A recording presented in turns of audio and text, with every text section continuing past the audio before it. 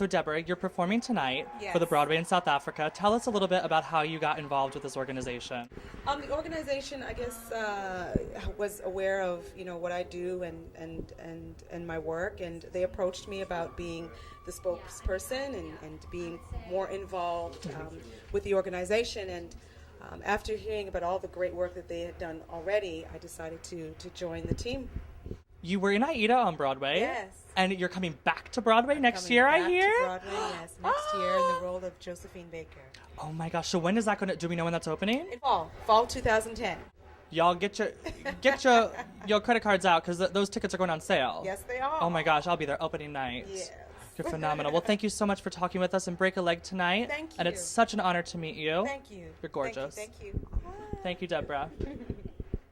We're with Shoshana Bean, who looks gorgeous. Thank you. I'm gonna steal your eyelashes. Just Oh, rip yeah, them well, right I off. put them on for you and Deborah. So you're here for the Broadway in South Africa. I am. How did you hear about this organization? Well, my friend Frankie, who is really not good at keeping secrets, all of them, Adam, Frankie, and Jen are friends of mine, and I've been hearing about this from the very beginning, and was impressed and inspired, and wanted to do whatever I could to be a part of it, to raise awareness, to raise money.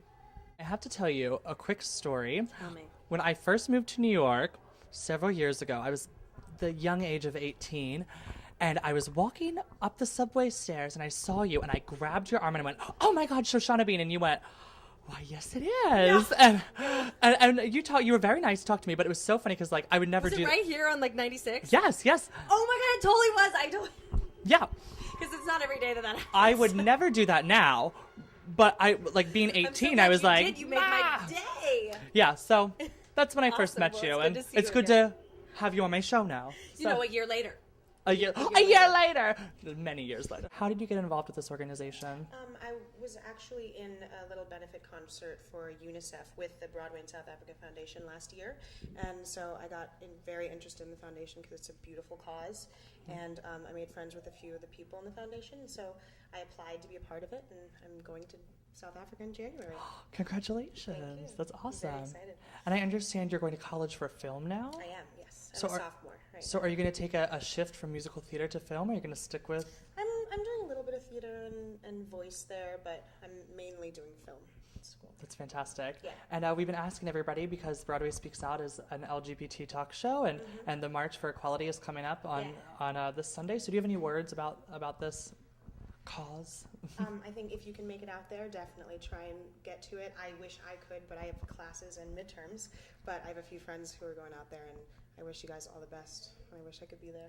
Well, It's a great thank you so much for your support, and good luck on midterms. Thank you so much. Thank you. So tell us a little bit about this organization, Broadway in South Africa.